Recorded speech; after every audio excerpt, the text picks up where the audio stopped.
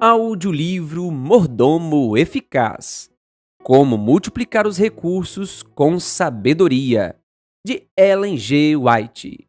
Capítulo 28. Riqueza, um talento confiado.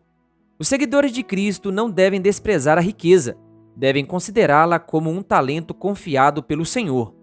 Pelo uso sábio de suas dádivas, eles podem ser eternamente beneficiados, mas devemos ter sempre em mente o fato de que Deus não nos deu riquezas para usá-las segundo nosso próprio gosto, para satisfazer o impulso, gastando ou retendo de acordo com nossa vontade. Não devemos usar as riquezas de maneira egoísta, empregando-as simplesmente para nossa própria satisfação. Essa atitude não seria correta nem para com Deus, nem para com nossos semelhantes, trazendo, por fim, apenas perplexidade e dificuldades. O mundo favorece os ricos e os considera de maior valor que os pobres honestos, mas os ricos desenvolvem seu caráter pela maneira como usam as dádivas que lhes foram confiadas. Estão revelando se será ou não seguro confiar-lhes riquezas eternas. Tanto os pobres quanto os ricos estão decidindo seu próprio destino eterno e provando se são súditos aptos para a herança dos santos na luz. Os que fazem uso egoísta de sua riqueza neste mundo revelam atributos de caráter que mostram o que fariam se tivessem maiores vantagens e possuíssem os tesouros imperecíveis do reino de Deus. Os princípios egoístas exercidos na terra não são os princípios que prevalecerão no céu. Todos os seres humanos estarão em pé de igualdade no céu. Por que as riquezas são chamadas riquezas da injustiça? Lucas 16, versículo 9. É porque Satanás usa os tesouros mundanos para armar laços, enganar e iludir pessoas a fim de arruiná-las. Deus tem dado instruções de como devem usar seus bens, dando alívio às necessidades da humanidade sofredora, fazendo avançar sua causa, edificando seu reino neste mundo, enviando missionários para as regiões distantes e disseminando o conhecimento de Cristo em todas as partes do mundo. Se os meios confiados por Deus não são assim aplicados, será que Ele não vai julgar por essas coisas? Pessoas são deixadas a perecer em seus pecados, enquanto membros da igreja, que se dizem cristãos, estão usando os sagrados recursos confiados por Deus na satisfação de gostos não santificados, condescendendo com o eu. Como o dinheiro é desperdiçado? Que grande quantidade de capital confiado por Deus é gasta na compra de fumo, cerveja e outras bebidas alcoólicas. Deus proíbe todas essas condescendências, porque elas destroem a estrutura humana. Por sua complacência, a saúde é sacrificada e a própria vida é oferecida no altar de Satanás. O apetite pervertido faz com que o cérebro enfraqueça, de modo que as pessoas não consigam pensar com nitidez e clareza, nem idealizar planos que levem ao êxito nos assuntos seculares, e muito menos poderão empregar um intelecto culto em suas práticas religiosas. São incapazes de distinguir as coisas sagradas e eternas das que são comuns e temporais. Satanás inventa muitas maneiras de desperdiçar os recursos concedidos por Deus.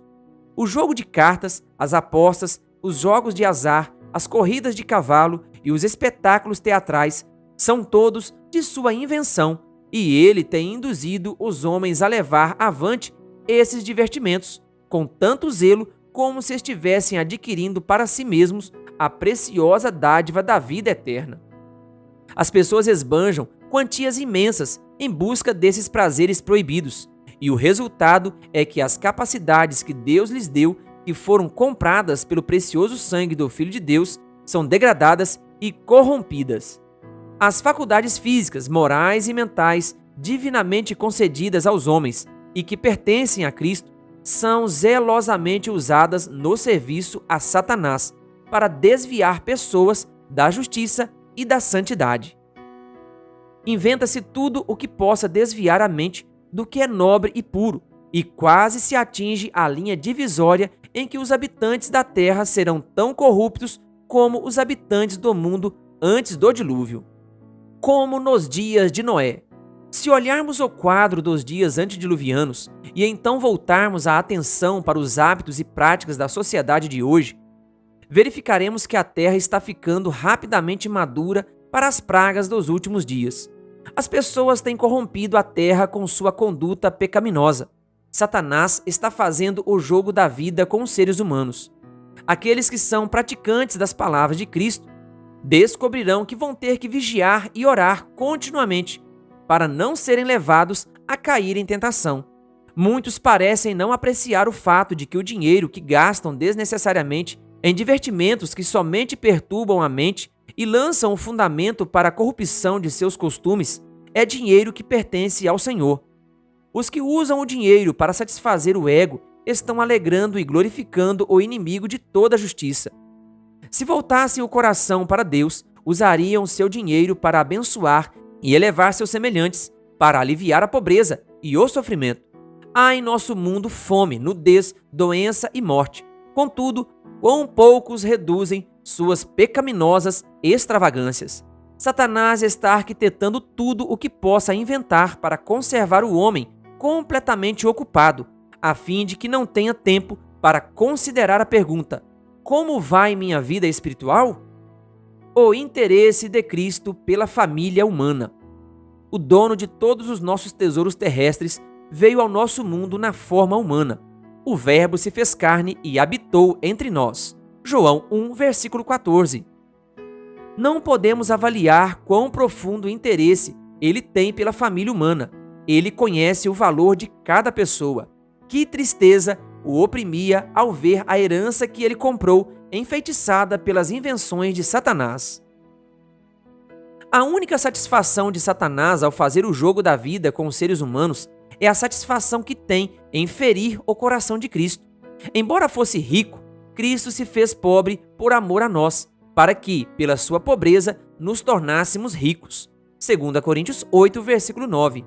Contudo, mesmo diante desse grande fato, a maioria do mundo permite que as posses terrenas eclipsem as atrações celestiais, colocando suas afeições nas coisas terrestres e, com isso, afastando-se de Deus.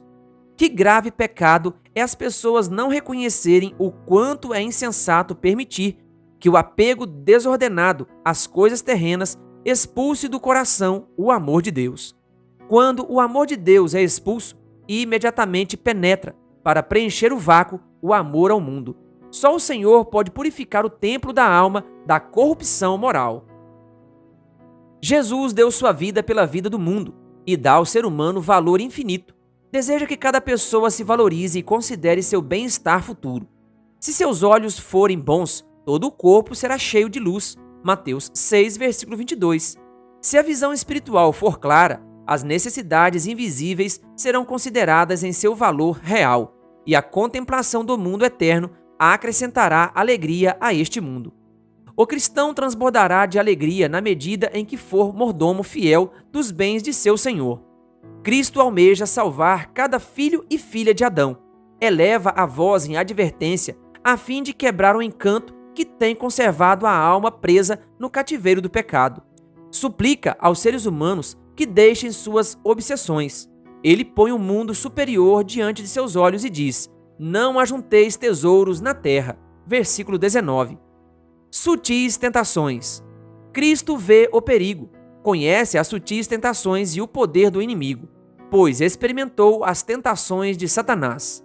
Ele deu sua vida para proporcionar um período de graça para os filhos e filhas de Adão, que, tendo diante de si o resultado da desobediência e transgressão de Adão, e com maior luz brilhando sobre eles, são convidados a ir a ele e achar descanso.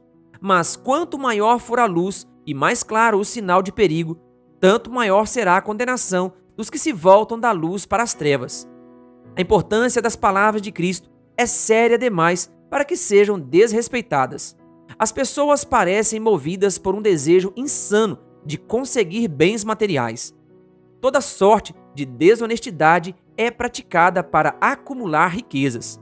As pessoas se dedicam com grande intensidade às suas transações comerciais, como se o êxito nesse ramo fosse garantia de alcançar o céu. Aplicam o capital confiado pelo Senhor em bens terrenos e não há recursos para fazer o reino de Deus avançar no mundo, aliviando o sofrimento físico e mental de seus habitantes. Muitos dos que professam ser cristãos deixam de atender ao mandamento de Cristo, quando ele diz: ajuntai tesouros no céu, onde nem a traça nem a ferrugem consomem, e onde os ladrões não minam nem roubam. Porque onde estiver o vosso tesouro, aí estará também o vosso coração. Mateus 6, versículos 20 e 21.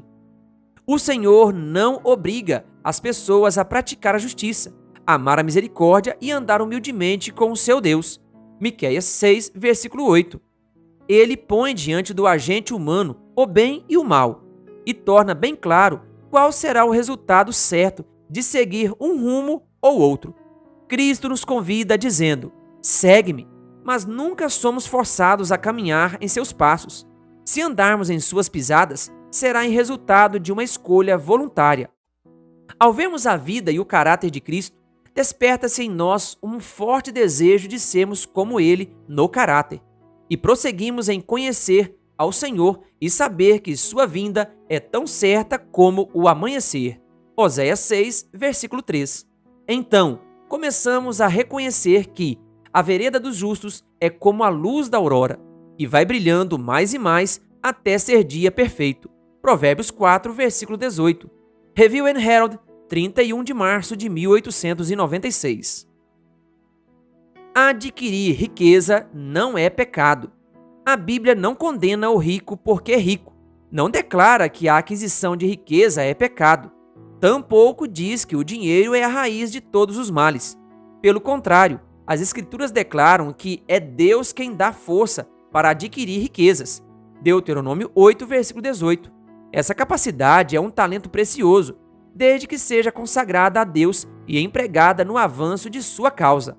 A Bíblia não condena a genialidade ou habilidade artística, pois procedem da sabedoria que Deus dá.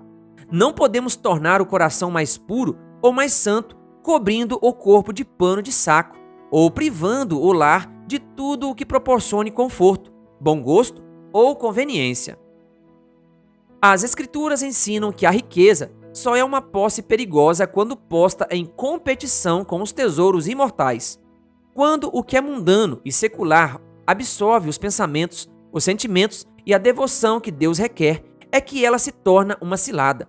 Os que estão trocando o eterno peso de glória por um pouco do brilho e das bijuterias da terra, trocando as mansões eternas por uma casa que, na melhor das hipóteses, vai ser deles apenas por alguns anos, fazem uma escolha insensata. Essa foi a troca feita por Esaú, quando vendeu seu direito de primogenitura por um prato de guisado, por Balaão, quando trocou o direito ao favor de Deus pelas recompensas do rei de Midian, por Judas, quando traiu o Senhor da glória por 30 moedas de prata. É o amor ao dinheiro que a palavra de Deus denuncia como sendo a raiz de todos os males. O dinheiro em si é um presente que Deus deu às pessoas para ser usado com fidelidade em seu serviço. Deus abençoou a Abraão e o tornou rico em gado, prata e ouro. E a Bíblia declara como evidência do amor divino que Deus deu a Davi, Salomão, Josafá e Ezequias muita riqueza e honra. Como os outros dons de Deus, a posse de riqueza traz sua parcela de responsabilidade e suas tentações peculiares. Quantos que, na adversidade, permaneceram fiéis a Deus, têm caído diante das cintilantes seduções da prosperidade. Na posse de riquezas, revela-se a paixão dominante de uma natureza egoísta. O mundo é hoje amaldiçoado pela ganância mesquinha e pelos vícios de autocomplacência dos adoradores de Mamon. Review and Herald, 16 de maio de 1882. A necessidade de talentos financeiros. Os que pertencem às classes mais altas da sociedade devem ser procurados em todas as partes com terna atenção e consideração fraternal. Essa classe tem sido muitíssimo negligenciada. A vontade do Senhor é que as pessoas a quem Ele confiou muitos talentos ouçam a verdade de maneira diferente daquela como a ouviram no passado. Os homens de negócio que estão em posição de confiança, indivíduos de grande capacidade inventiva e profundo conhecimento científico, homens talentosos, devem estar entre os primeiros a ouvir o convite do Evangelho. Há homens no mundo que têm o poder de organização dado por Deus, que são necessários para levar avante a obra para estes últimos dias. Nem todos são pregadores, mas há necessidade de homens que possam assumir a administração de instituições em que se faça trabalho industrial, homens que possam atuar nas nossas associações como líderes e educadores. Deus necessita de homens que possam olhar para a frente e ver o que precisa ser feito, homens que permaneçam tão firmes aos princípios como as rochas, tanto na crise atual quanto em perigos futuros que possam surgir. Review and Herald, 8 de maio de 1900. Querido ouvinte, que em nossa oração hoje possamos mais uma vez clamar a Deus sabedoria para não colocarmos o amor às coisas materiais, mas a cada dia acumularmos tesouro no céu e aqui na terra usarmos os nossos dons, talentos e bens para o avanço da pregação do Evangelho. Que Deus lhe abençoe.